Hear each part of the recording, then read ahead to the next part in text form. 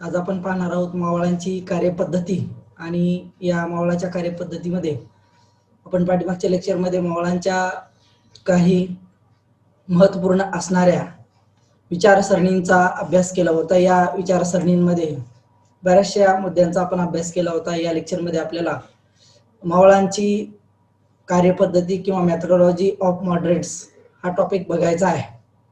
आणि हा टॉपिक बघत असताना एक गोष्ट लक्षात ठेवली पाहिजे की मावळवादी म्हणजे कोणते लोक। तर मावळवादी म्हणजे आपल्या मागण्या, अर्ज, विनंत्या आणि निवेदने याद्वारे शांततेच्या आणि सनदशीर मार्गाने मांडणारे लोक म्हणजेच मावळवादी लोक आहे।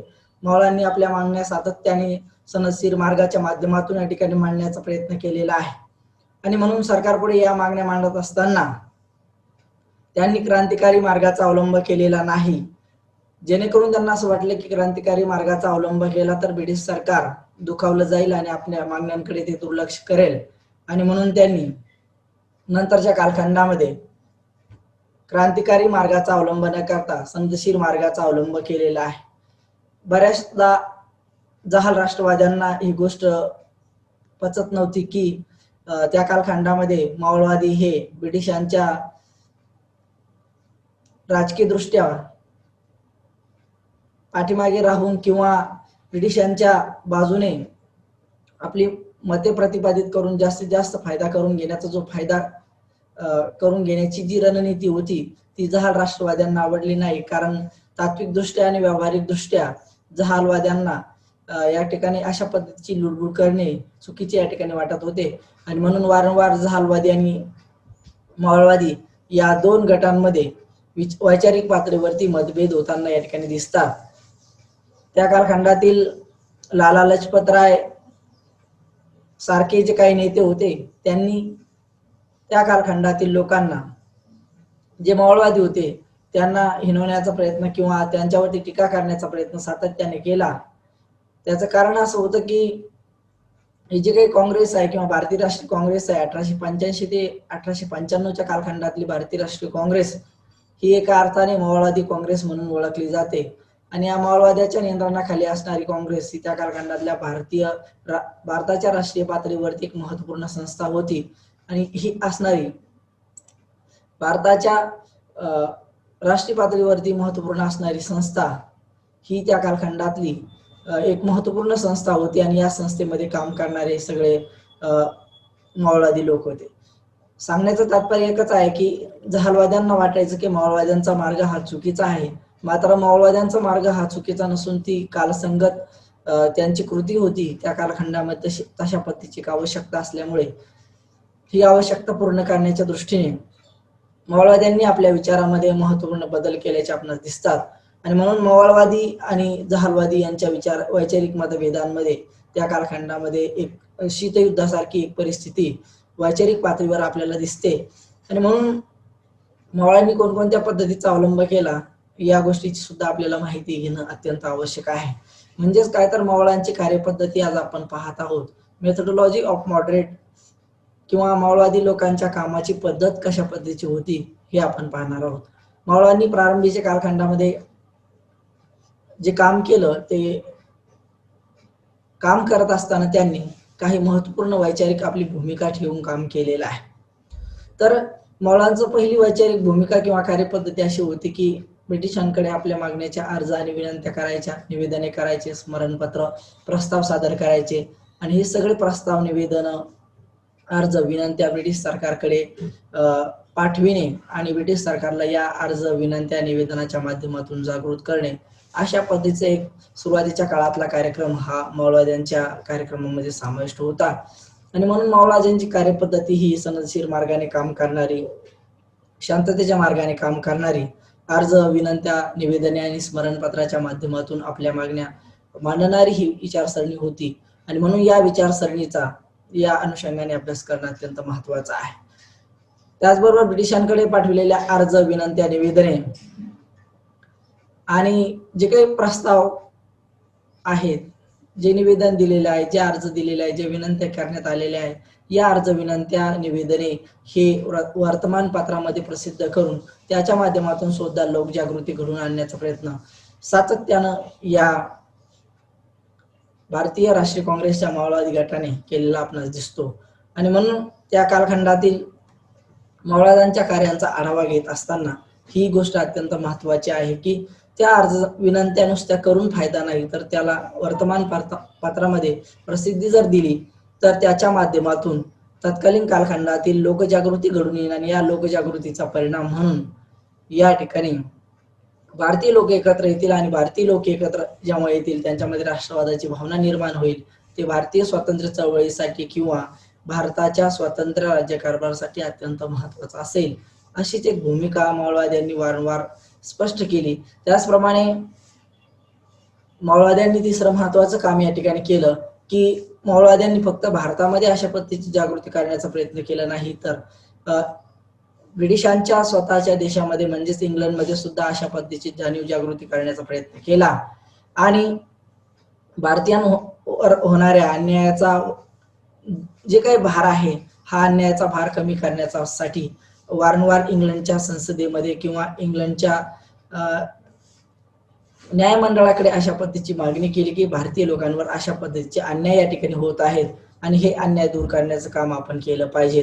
म्हणजेच काय, तर आपल्या अन्यायाची माहिती वारंवार इंग्लंडमध्ये या ठिकाणी कळविण्यात आली. इंग्लंडमध्ये काही सभा भरविण्यात आल्या, काही पत्रके वाटण्यात आली. त्याचबरोबर भारताविषयी सहानुभूती असणाऱ्या लोकांना भेटून त्यांना भारतीयांच्या समस्या सातत्याने सांगण्याचं काम सुद्धा या मावळवादी गटाने या ठिकाणी केलं.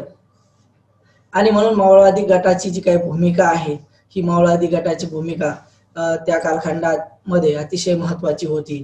ती या दृष्टीने महत्त्वाची होती की आपल्या देशामध्ये तर जागृती करणं महत्त्वाचंच आहे, मात्र ज्या देशातून ब्रिटिश या ठिकाणी आपल्या देशामध्ये आलेले आहे त्या देशामध्ये असणाऱ्या संसदेला सुद्धा याची माहिती या ठिकाणी मिळाली पाहिजे. आणि म्हणून आपल्या भारतात ज्या काही समस्या, ज्या काही अडचणी आहेत त्या संबंधी इंग्लंड या देशामध्ये सभा भरवून काही पत्रके वाटून किंवा भारताविषयी सहानुभूती असणाऱ्या लोकांना भेटून त्यांना आपल्या समस्या किंवा आपले प्रश्न सांगणे आणि आपल्या प्रश्नांवर त्यांचं लक्ष केंद्रित करणं हा मावळांच्या कार्यपद्धतीचा एक भाग होता. म्हणजेच काय, तर स्वदेशामध्येच प्रचार न करता विदेशामध्ये सुद्धा प्रचार करण्याचं काम भारतीय राष्ट्रीय काँग्रेसच्या माध्यमातून या ठिकाणी झालं. आणि भारतीय राष्ट्रीय काँग्रेसचा हा जो काही मावळवादी गट आहे हा शांततेच्या, संयमाच्या मार्गाने आपली भूमिका मांडणारा गट होता.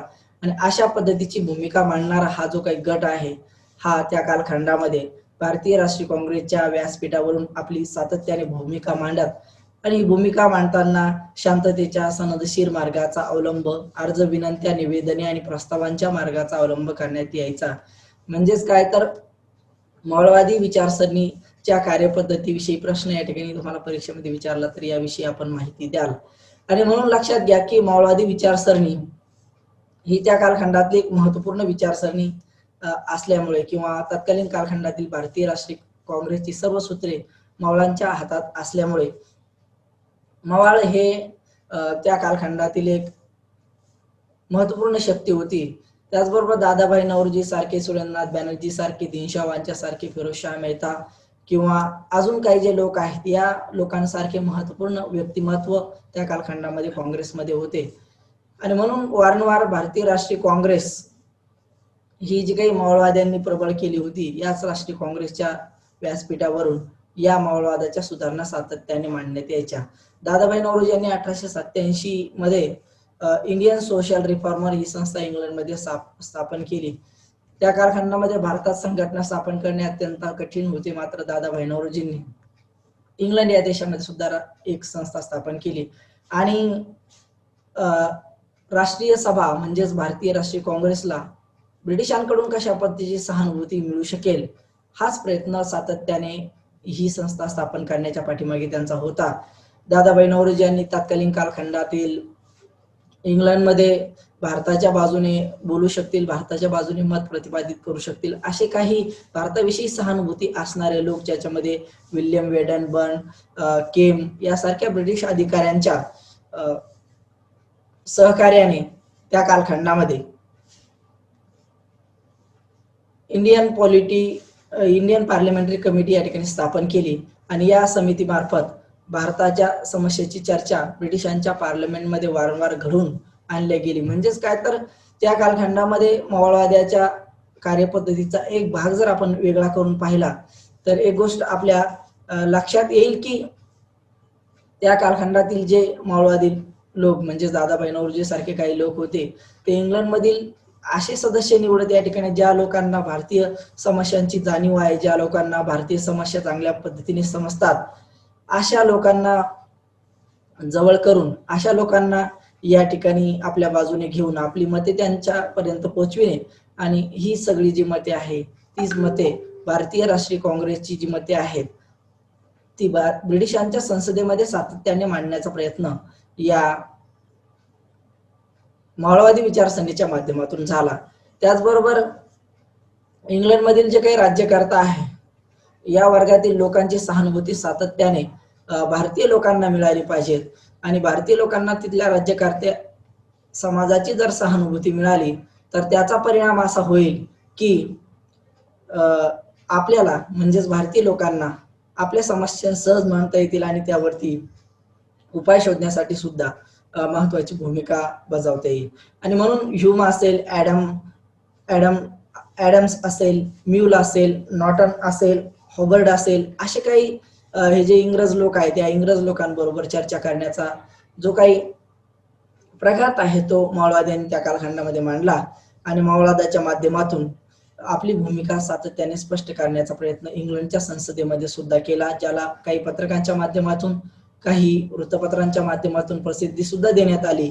आणि म्हणून दादाभाई नौरोजी असतील किंवा सुरेंद्रनाथ बॅनर्जी असतील किंवा इतर लोक असतील, या लोकांनी इंग्लंडच्या संसदेमध्ये असणारे प्रतिष्ठित लोक ज्यांना भारताविषयी सहानुभूती आहे अशा लोकांच्या संपर्कात जाऊन सातत्याने आपल्या मागण्या मांडण्याचा प्रयत्न केला आणि या मागण्यांच्याच माध्यमातून पुढच्या कालखंडामध्ये ब्रिटिशांच्या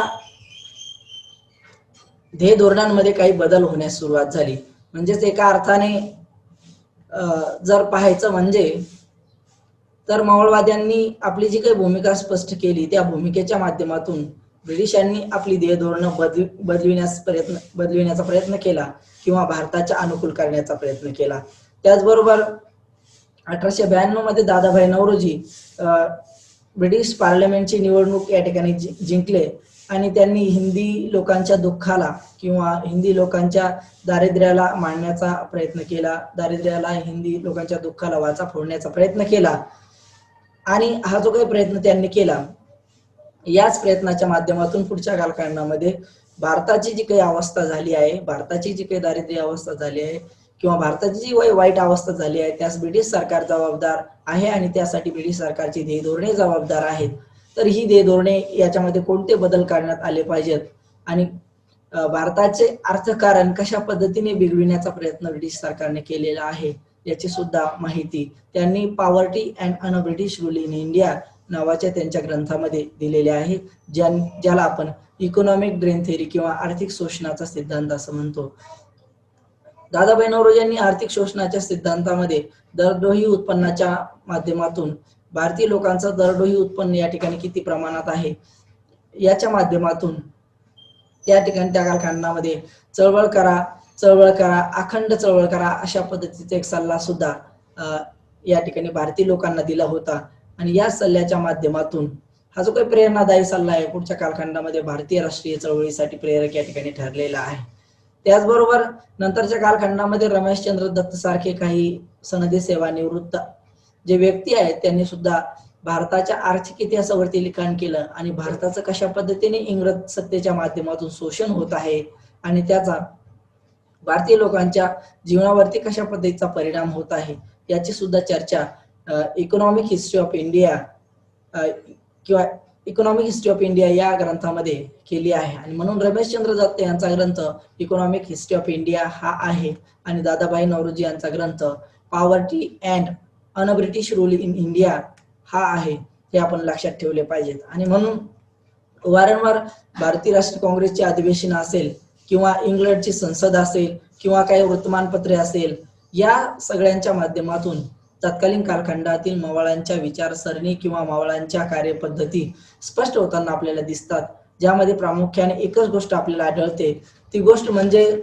मवाळांची जी काही कार्यपद्धती होती या मवाळांच्या कार्यपद्धतीला प्रामुख्याने आपण असं म्हणू शकतो की मवाळांची ही कार्यपद्धती खऱ्या अर्थाने सनदशीर मार्गाची, अर्ज विनंत्याच्या ध्येय धोरणाची अशाच पद्धतीची ही ही त्यांची कार्यपद्धती होती.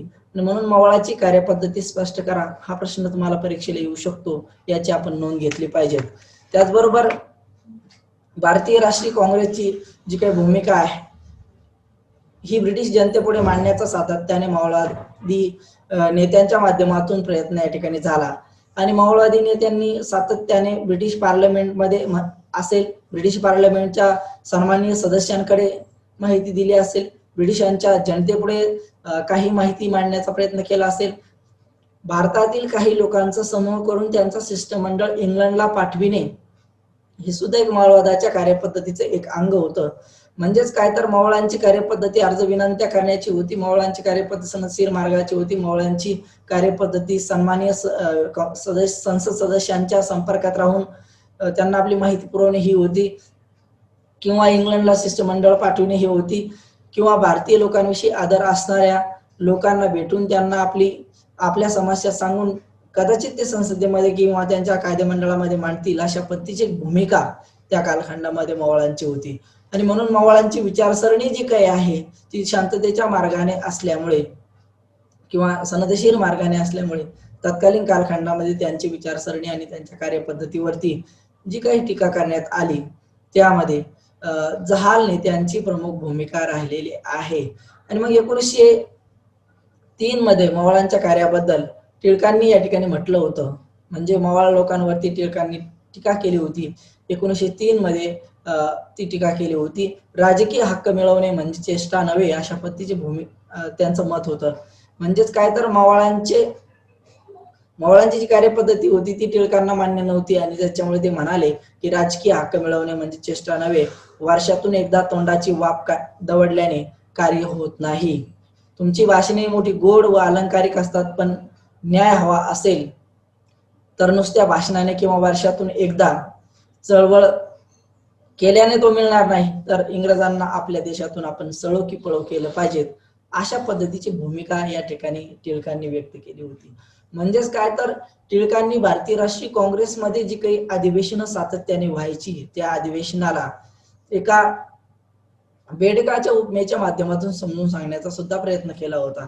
ते म्हणाले की भारतीय राष्ट्रीय काँग्रेसची डिसेंबर महिन्यात वर्षाअखेर भरणारी म्हणजे वर्षभर काही नाही आणि वर्षाअखेर भरणारी अशी जी काही अधिवेशने आहेत ही अधिवेशने म्हणजे मेंढक की तराने जैसा आहे, म्हणजे काय तर बेंडकाप्रमाणे ओरडल्यासारखं आहे, वर्षाच्या शेवटी एका बेंडकाप्रमाणे ओरडल्यासारखं आहे.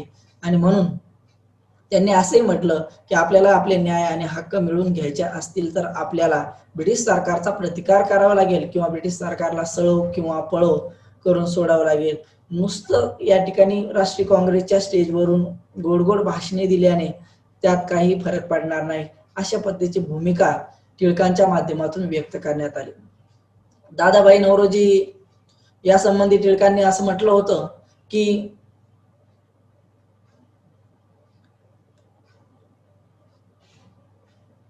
दादाभाई नौरोजी हे भारतीयांवर होणाऱ्या अन्यायाचा आणि अत्याचाराचा प्रतिकार करण्यासाठी जी मार्ग अवलंबतात ते मार्ग हे एका अर्थाने कुचकामी आहेत, त्यांचा या ठिकाणी काहीही फायदा होणार नाही.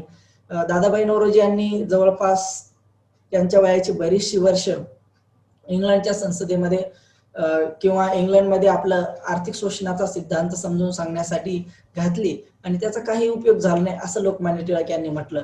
मात्र लोकमान्य टिळकाच्या या मताचा आधार घेऊन आपणास असे म्हणता येणार नाही की लोकमान्य दादाभाई नौरोजी यांचं कार्य हे कुचकामी स्वरूपाचं आहे. कुठलंही कार्य असो त्या कार्याचा परिणाम कमी जास्त प्रमाणामध्ये पडत असतो आणि दादाभाई नौरोजी यांचं कार्य तर त्या कालखंडामध्ये भारतीय राष्ट्रीय काँग्रेसमध्ये महत्वाचं होतं. आणि म्हणून भारतीय राष्ट्रीय काँग्रेसच्या या महत्वाच्या कार्यामध्ये दादाभाई नौरोजींनी जो आर्थिक सिद्धांत मांडला यातून लोकजागृती झाली आणि लोकजागृतीच्या माध्यमातून भारताची राष्ट्रीय चळवळ खऱ्या अर्थाने उभी राहिली.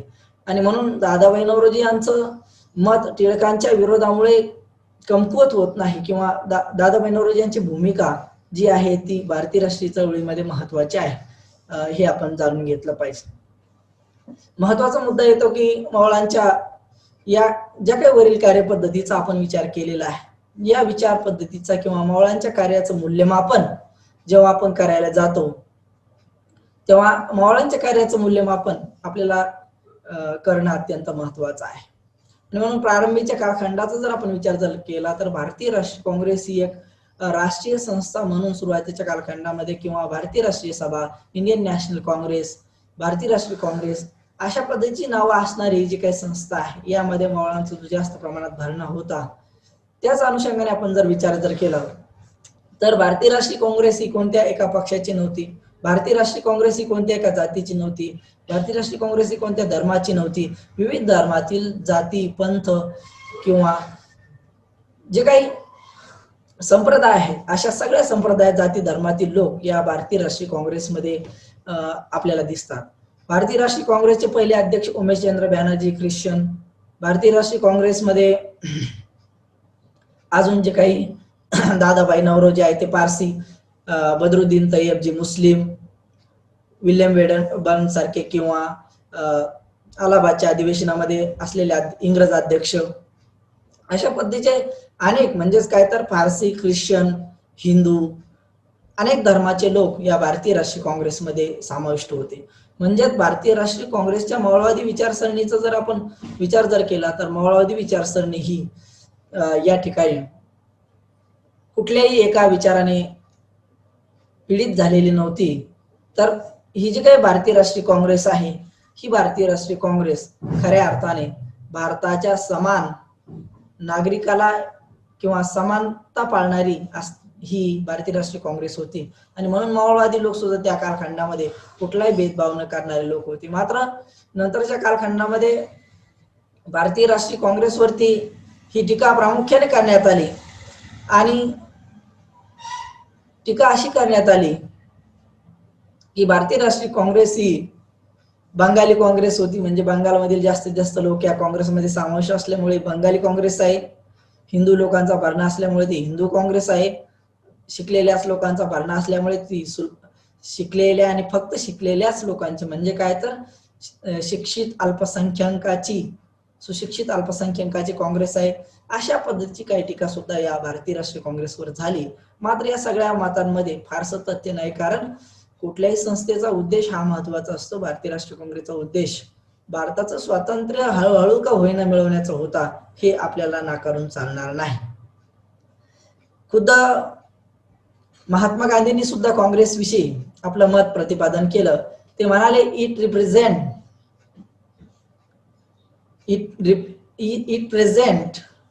Represent to no particular community, no particular class, no particular interest.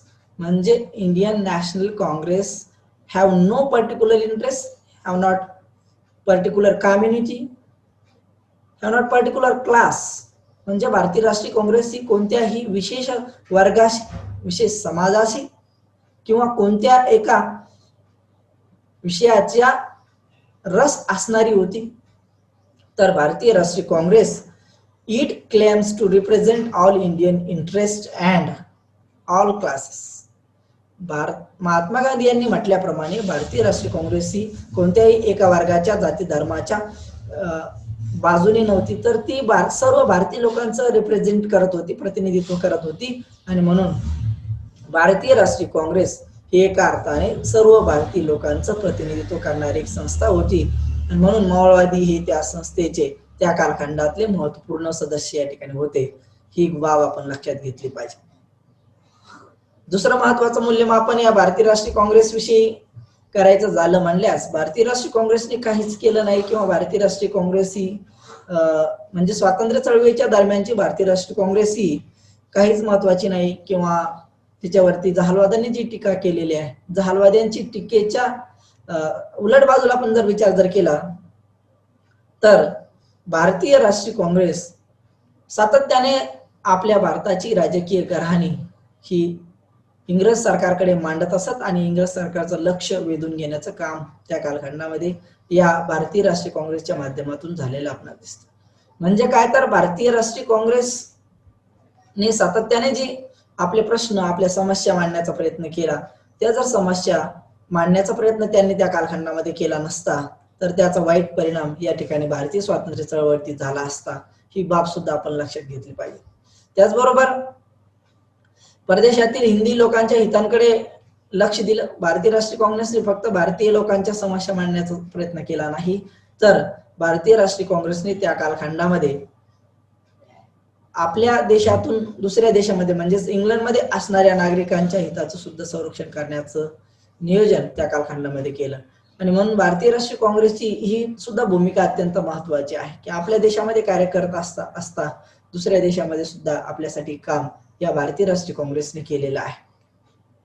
त्याचबरोबर जी काही भारतीय राष्ट्रीय चळवळ किंवा भारतीय स्वातंत्र्याची चळवळ उभी राहिली, म्हणजेच काय तर भारतीय स्वातंत्र्याची चळवळ म्हणजे कोणती चळवळ, तर 1885 ते 1895 हा जो काही कालखंड आहे हा मावळांचा कालखंड.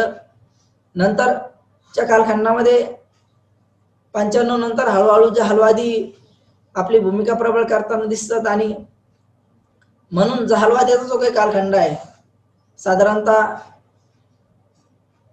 1908 ला टिळकांना अटक झाली आणि जहालवाद्यांची चळवळ परत या ठिकाणी थोडीशी विजली, पुढे जाऊन ती 15 ला सुरू झाली आणि 1915 ते 1920 या कालखंडामध्ये हे जे काही कालखंड आहे याला आपण टिळक युगाचा कालखंड असं म्हणतो.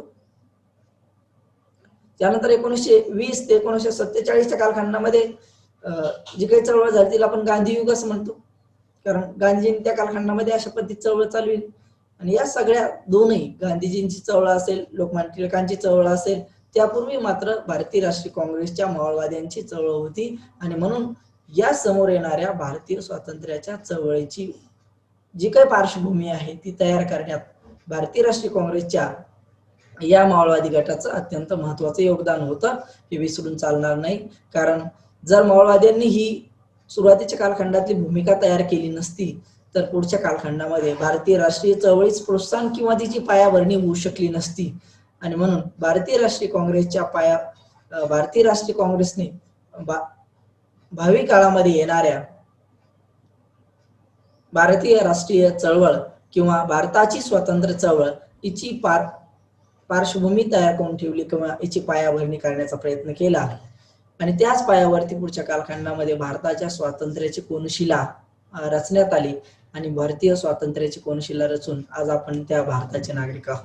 आणि म्हणून मावळवाद्यांची भूमिका सुद्धा महत्वाची आहे. त्याचबरोबर मावळवाद्यांनी एक महत्वाची गोष्ट अजून एक केली की भारतीय लोकांचे त्या कालखंडामध्ये अनेक सगळे प्रश्न होते आणि या सगळ्या प्रश्नांची सोडवणूक करण्याचं काम सुद्धा भारतीय राष्ट्रीय काँग्रेसच्या माध्यमातून झालं. हे काम करत असताना मावळांनी जनतेच्या सामाजिक आणि आर्थिक प्रश्नांना सुद्धा मांडण्याचा प्रयत्न केला. तत्कालीन कालखंडामध्ये भारताच्या अनेक समस्या या ठिकाणी होत्या. बालविवाह असेल, विधवा विवाह असेल किंवा अजून कोणत्या समस्या असतील, या सगळ्या समस्या, सामाजिक समस्या, प्रथा परंपरेच्या बाबतीमध्ये, अनिष्ट रूढी परंपराच्या बाबतीमध्ये, सनातनी विचाराच्या बाबतीमध्ये या सगळ्या समस्या सोडविण्याचा प्रयत्न केला. त्याचबरोबर सामाजिक प्रश्न सोडवता राजकीय प्रश्न सोडवता भारताच्या आर्थिक प्रश्नांची उकल करण्याचा सुद्धा प्रयत्न त्या कालखंडामधील मावळवादी व्यक्तींनी केल्याचा आपणास दिसतो. आणि म्हणून मावळवादी विचारसरणी ही त्या कालखंडातली महत्वपूर्ण विचारसरणी होती. त्याचबरोबर मावळवाद्यांनी भारतीय लोकांमध्ये एक प्रकारचा उत्साह निर्माण केला, एक प्रकारची जागृती निर्माण केली. त्या कालखंडामध्ये भारतीय लोकांची जी काही मानसिकता आहे ती मानसिकता नकारात्मक स्वरूपाची झाली होती. ब्रिटिश सरकार भारतामध्ये आलं होतं. ब्रिटिशांचे जाचक अन्यायी कायदे भारतीयांना फार मोठ्या प्रमाणात त्रस्त करणारे होते आणि अशा अवस्थेमध्ये भारतीय जनतेचा उत्साह या ठिकाणी गेला होता. एकतर या भारताने लॉंग टर्म असणारी राजेशाही पाहिली, खूप कालावधी असणारी राजेशाही पाहिली. सुरुवातीच्या कालखंडामध्ये हिंदूंचं काही राज्य, नंतरच्या कालखंडामध्ये सल्तनत काळातील मुस्लिमांची राज्य, नंतर मुघलांचं राज्य आणि परकीय सत्तांनी आपल्यावरती येऊन राज्य करण्याची ही जी काही मोठी शृंखला आहे, या शृंखलेचाच एक भाग म्हणून पुढे ब्रिटिशांनी सुद्धा आपल्यावरती जे राज्य केलं, या सगळ्या प्रोसेसमध्ये, या सर्व प्रोसेसमध्ये एक गोष्ट झाली की भारतीय लोकांना तर गुलाम म्हणून राहण्याची एक प्रकारची सवय झाली. त्यांच्यामध्ये फार या ठिकाणी उत्साह, जागृती नव्हती आणि ती जागृती निर्माण करण्याचा प्रयत्न खऱ्या अर्थाने भारतीय राष्ट्रीय काँग्रेसमधील या मावळवादी गटाने केला आणि म्हणून मावळवादाचं योगदान सुद्धा भारतीय राष्ट्रीय काँग्रेसच्या विकासामध्येच नव्हे तर भारतीय राष्ट्रीय चळवळीच्या विकासामध्ये महत्वाचं आहे. म्हणून भारतीय राष्ट्रीय काँग्रेसमध्ये मावळांचं योगदानच नाही असं म्हणणं या ठिकाणी साफ चुकीचं होईल आणि म्हणून ते संयुक्तिक नाही. त्याचबरोबर भारतीय लोकांच्या ज्या काही प्रतिनिधी मंडळामध्ये समाविष्ट करण्याच्या मागण्या त्या वारंवार मांडण्यात आल्या. भारतीय लोकांना प्रशासनामध्ये समाविष्ट करून घेण्यात यावं अशा पद्धतीची मागणी वारंवार झाली आणि याच मागणीला पुढच्या कालखंडामध्ये 1892च्या कायद्याच्या माध्यमातून एक महत्वाचं फलित प्राप्त झालं आणि म्हणून 1892चा कायदा हा खऱ्या अर्थाने मावळवादाच्या कार्याचं फलित आहे असं आपणास या ठिकाणी म्हणावं लागेल. त्याचबरोबर भारतातील जे काही उच्च आहे, कनिष्ठ आहे, मध्यमवर्गीय आहे, बुद्धिजीवी वर्ग आहे, या सगळ्याच लोकांमध्ये भारतीय राष्ट्रीय काँग्रेसने एक महत्वाची महत्वाचं मूल्य रुजवलं. ते मूल्य म्हणजे काय तर भारतातील सर्व जे नागरिक आहे ते उच्च असो, कनिष्ठ असो किंवा श्रेष्ठ असो, बुद्धिजीवी असो, न शिकलेले, अशिक्षित असो, या सगळ्यांनाच आपण सर्व भारत देशाचे नागरिक आहोत ही भावना सुद्धा या मावळवादी लोकांनी मांडण्याचा प्रयत्न केला. त्याचबरोबर आपल्या उद्योगाचा असेल, आपल्या कार्याचा असेल, आपल्या कुटुंबाचा असेल, बऱ्याच प्रमाणात त्याग करून या मावळवादी लोकांनी भारतीय स्वातंत्र्य चळवळीसाठी एक महत्वाची भूमिका तयार केली. त्याचबरोबर भारतीय राष्ट्रीय काँग्रेसच्या नेत्यांनी अनेकदा आपली शिष्टमंडळे ब्रिटिश सरकारच्या भेटीला पाठविली. वारंवार ती पाठवून राजकीय सुधारणा आणि राजकीय घराणे जे आहेत ती ब्रिटिश सरकारकडे मांडण्याचा प्रयत्न केला, लोकमत जागृत करण्याचा प्रयत्न केला आणि या प्रयत्नांच्या माध्यमातून आपणास एक गोष्ट सातत्याने लक्षात येते की मावळ्यांनी त्या कालखंडामध्ये खूप सगळं असं काम केलं ज्याच्या माध्यमातून या ठिकाणी भारतीय राष्ट्रीय काँग्रेस आणि भारतीय राष्ट्रीय चळवळ उभी राहू शकली. सांगण्याचं तात्पर्य एक आहे की एखाद्या व्यक्तीचं काम दिसत नसेल मात्र त्या व्यक्तीची भावना, त्या व्यक्तीने केलेल्या त्या कालखंडातील भावनात्मक विकास, सकारात्मकता ही सुद्धा महत्वाची असते आणि म्हणून त्या कालखंडामध्ये मावळवाद्यांच्या कामाचा जास्त प्रमाणात उल्लेख आपल्यास मिळत नाही. खूप मोठं काम केलंय परंतु जे त्यांनी केलं ते त्या कालखंडाच्या अनुरूप अतिशय योग्य आहे किंवा त्या कालखंडात ते करणं योग्य होतं. मावळवाद्यावरती जहाल नेत्यांनी जी काही टीका केली ती टीका सुद्धा काही प्रमाणात खरी जरी असली तरी ती 100% या ठिकाणी खरी नाही आणि म्हणून मावळांवरती जहालांनी टीका अशी केली की संधी साधू चळवळ आहे, हे इंग्रज दार्जिने कार्यपद्धती आहे. गोपाळकृष्ण गोखले म्हणाले की ते पॉलिटिकल मेंडिकन्सी आहे, म्हणजे राजकीय भिक्षावृत्ती आहे, ज्याला मराठीमध्ये राजकीय भिक्षेकरी असं म्हणतात. आणि ही जी काही मावळांची चळवळ आहे स्वातंत्र्य न मागता सवलतीची मागणी करणारी संघटना आहे. दिखाऊ राष्ट्रभक्तीचा चैतन्यहीन तमाशा ही संघटना आहे किंवा हे लोक आहेत. अशा पद्धतीची जी काही टीका झाली, अशी सगळी जरी टीका झाली असली तरी भारतीय राष्ट्रीय काँग्रेस ही त्या कालखंडातील महत्वाची एक संस्था बनविण्यामध्ये मावळांची भूमिका आपण विसरणं बरोबर. मावळांनी जे काम केलं, मावळांचं काम होतं की मावळांनी ब्रिटिश सत्तेप्रती एकनिष्ठा बाळगली. ब्रिटिश सरकार हे आपले सरकार आहे आणि त्यामध्ये आपल्याला समाविष्ट व्हायचं अशी भूमिका ठेवली. मात्र ही सगळी मावळवादाची भूमिका, मॉडरेटची भूमिका, नरमपंथीय भूमिका ठेवण्याच्या पाठीमागे या मावळवादी लोकांचा उद्देश असा होता की आता सध्याची परिस्थिती पाहता काल सापेक्ष दृष्टिकोनातून विचार करता सध्या ब्रिटिशांशी आपण जर एखाद्या आंदोलनाच्या माध्यमातून, हिंसक मार्गाच्या माध्यमातून किंवा हिंसेच्या माध्यमातून काही जर काम केलं तर ब्रिटिश सरकार आपल्या भारतीय राष्ट्रीय काँग्रेस ही जी काही संस्था निर्माण झाली तिच्यावर बंदी आणेल आणि तिच्यावरती बंदी जर आणली तर भारतीय राष्ट्रीय काँग्रेसच नसेल तर राष्ट्रीय मागण्या कोणत्या व्यासपीठावरून मांडायच्या, हीच एक त्या कालखंडातली अडचण ओळखून त्या कालखंडामध्ये ब्रिटिशांशी सहकार्य करण्याची भूमिका या मावळवादी लोकांनी या ठिकाणी घेतली. गांधीजीचे राजकीय गुरु गोपाळकृष्ण गोखले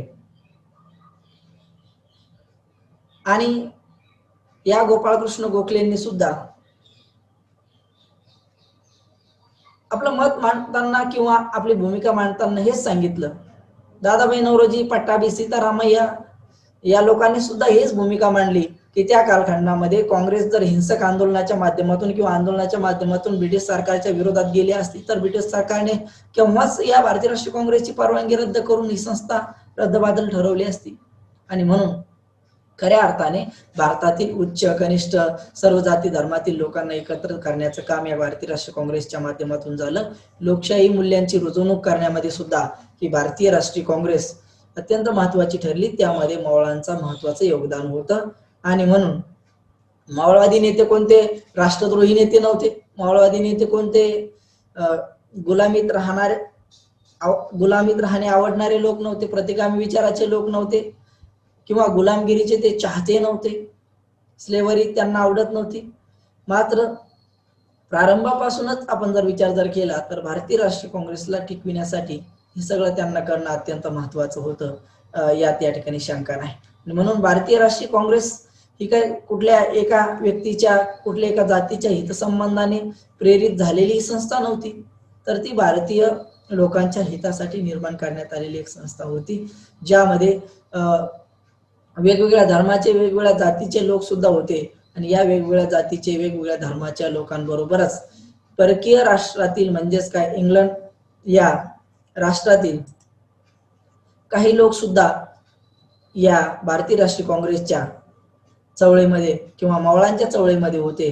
त्यामध्ये बऱ्याचशा ब्रिटिश लोकांना सुद्धा भारतीय लोकांनी जवळ करून घेतलं होतं आणि आपल्या समस्या मांडण्यासाठी या लोकांचा वापर सुद्धा या ठिकाणी केला होता.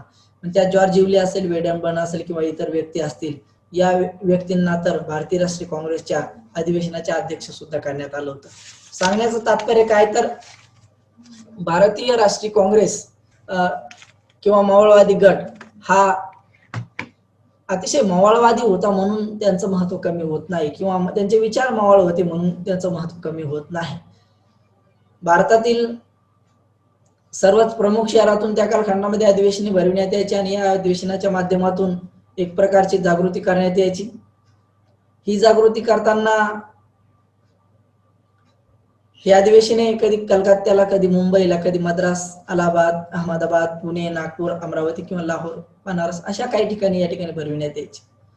आणि मग ही जी काही मोठमोठ्या शहरांमध्ये जी अधिवेशने भरविण्यात यायची, या अधिवेशनाच्या माध्यमातून आपल्या खंडप्राय किंवा आपल्या मोठ्या असणाऱ्या भारतासारख्या देशाच्या समस्या सुद्धा एकाच व्यासपीठावरून मांडण्याची संधी जी उपलब्ध झाली ती मावळांच्या माध्यमातून झालेली आहे. म्हणून मावळांचं भारतीय राष्ट्रीय काँग्रेसच्या स्थापनेमध्ये महत्वाचं योगदान आहे.